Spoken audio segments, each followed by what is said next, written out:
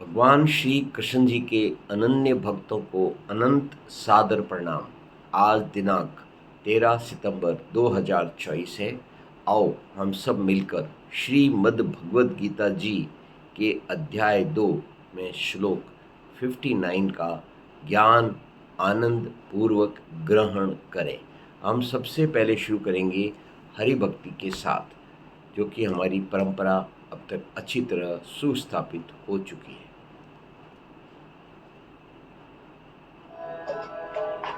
ओम नमो भगवते वासुदेवाय नमः। हिंदी।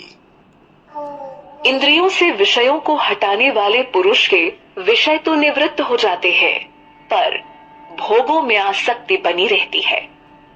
किंतु स्थित प्रज्ञ पुरुष परमात्म तत्व का अनुभव होने से निवृत्त हो जाता है।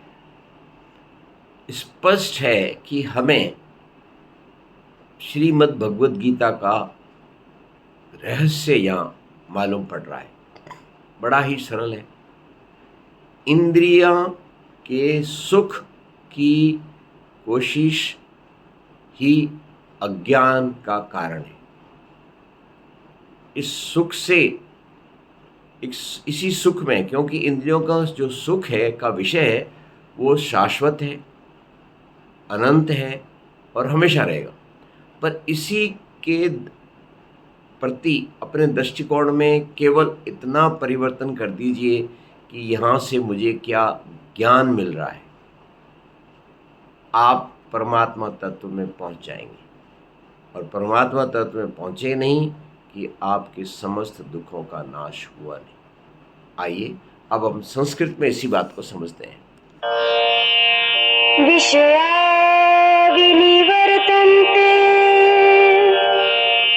निराहारस्य देहिनः रसवर्जं रसोऽप्स्यस्य परं दृष्ट्वा निवर्तते। कहा गया है विषयाः विनिवर्तन्ते निराहारस्य देहिनः रसः रसवर्जम अपि अस्य परम दृष्टाः निवर्तते। मैं फिर से बोलता हूँ, विषयाः विनिवर्तन्ते निराहारस्य देहिनः रसवर्जम रसः अपि अस्य परम दृष्टाः निवर्तते। आपको ध्यान है कि हम सब प्रकृति के 3 गुण सत्व रज और तम, इनके अधीन जन्म से लेकर मृत्यु तक रहेंगे, रहे हैं, रहते थे। इनसे हम बाहर आना हमारे लिए बहुत ही मुश्किल है। परंतु हम अपनी तप अवस्था से रज अवस्था और रज अवस्था से सत्व अवस्था की तरफ तो आ सकते हैं। यही इस श्लोक का सार है। अर्जुन का विषाद नाम का जो पहला अध्याय है, अर्जुन को विषाद क्यों हो रहा था? क्योंकि वह अपने इंद्रियों से प्राप्त होने वाले सुख अज्ञान पर बहुत ही अधिक मोहित था, और श्रीमद् भगवद गीता जी उसको वहाँ से हटा करके और उसकी जो ज्ञान है, उसकी ज्ञान अवस्था में वह परिवर्तन लाए, जिससे यह एहसास अर्जुन को हो गया कि इंद्रियां सुख से दूर रहना ही उसका कर्म है, धर्म है। परम तत्व को पहचानना ज्ञान के रूप में ही उसका श्रेष्ठ है। आइए अब हम इसी बात को ही व्याख्या पूर्वक सुने।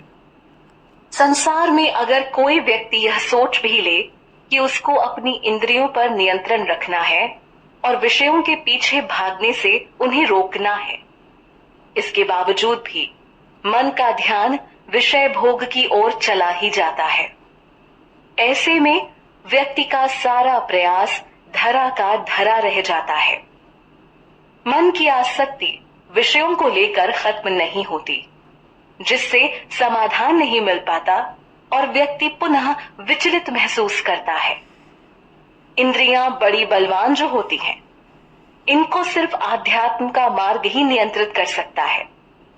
जब व्यक्ति आत्मा और परमात्मा के गुणों को समझने को तैयार हो जाए और साथ ही यह भी समझे कि उसे बाकी हर रास्ते पर भटकाव ही मिलेगा, इसीलिए तो श्री कृष्ण ने इस श्लोक में कहा है कि जिसका मन परमात्मा तत्व को समझ गया, उसका दुनिया के प्रति मोह खत्म हो जाता है। ऐसे लोग फिर निवृत्त हो जाते हैं। इसका हम बेस्ट उदाहरण वर्षा ऋतु में होने वाली भयंकर बारिश से है। आप मान लीजिए कि आपकी इंद्रियों के विषय इसी प्रकार भयंकर बारिश के समान है और वह चारों तरफ अनियंत्रित होने पर भयंकर विनाश भी ला देती है। परंतु वह ही जल एक बांध में इकट्ठा करके और उसको एक वैज्ञानिक तरीके से, यानी कि सोचे समझे हुए तरीके से एकत्र किया जाए तो वह जल से प्राप्त बिजली पूरे देश को चलाती है।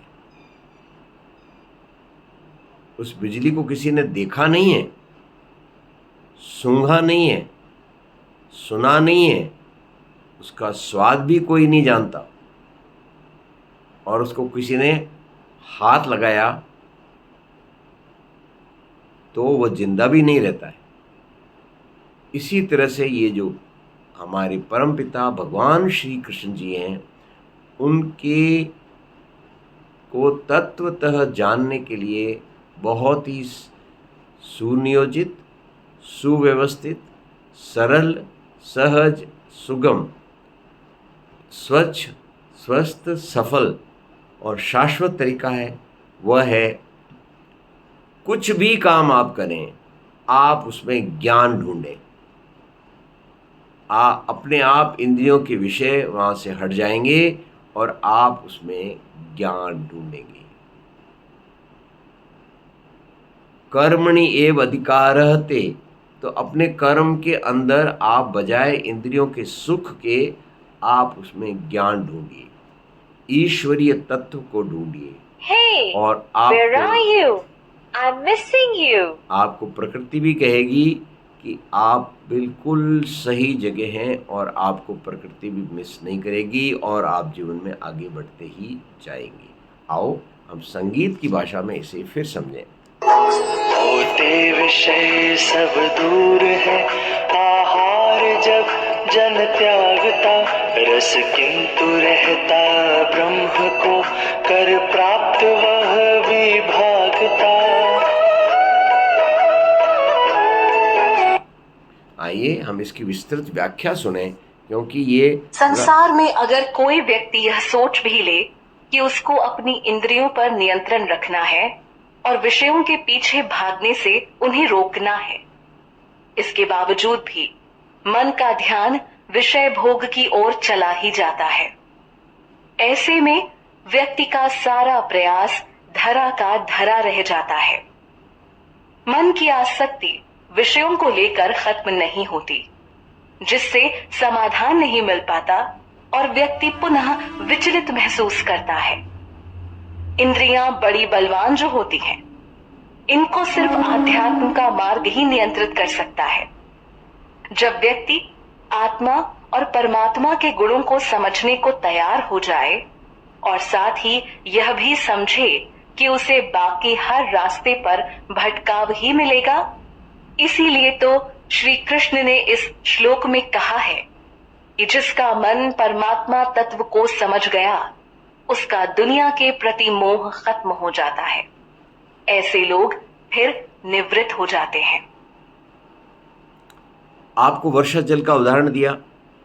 अब आप इंद्रिय नियंत्रण को यूँ समझिए कि आपने उस वर्षा जल को एक बांध के रूप में इकट्ठा कर लिया है।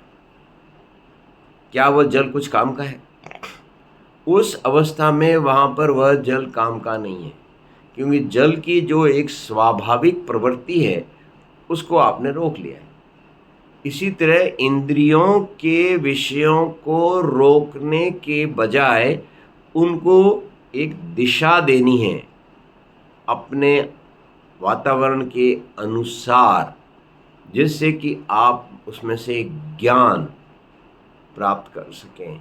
जैसे वर्षा का जल जब बांध में एकत्र हुआ था तो उसको हमने एक दिशा दी और उसने हमारे चारों तरफ उसी जल ने खुशियाँ ही खुशियाँ ला दी, चाहे तो वह उपज के रूप में हो, चाहे वो बिजली के रूप में हो, चाहे वह पर्यटन के रूप में हो, चाहे वो प्राकृतिक सौंदर्य के रूप में हो, चाहे वो आवागमन की सुविधा के रूप में हो। तो इसी प्रकार आप जो है अपनी इंद्रियों को बांधने की कोशिश ना करें, क्योंकि इंद्रियां एक शक्ति है, उसमें जीवन है और जीवन हर समय प्रवाहमान है। आप तो उसको सिर्फ दिशा दीजिए, आप तो सिर्फ उसको दिशा दीजिए। इसलिए आप देखते हैं कि हमारे प्रशासनिक विभागों में भी कंट्रोलर शब्द केवल और केवल लेखा शाखाओं में रहा गया है, बाकी सब जगह निर्देशक शब्द आ गए हैं अधिकारियों के लिए। उप निर्देशक, संयुक्त निर्देशक, निर्देशक, निर्देशक, महानिर्देशक। ये निर्देशक का मतलब क्या है कि जो सरकारी तंत्र है उसको Hey, Disha they. where are you? और I'm missing you. और वहाँ से ये मुझे कह रही कि आप वहाँ से हटिए और वापस अपने विषय पर आइए, और इसलिए हम इसका ओम के उच्चारण के साथ अपना पूरा काम करते हैं। आज की पूर्णाहुति।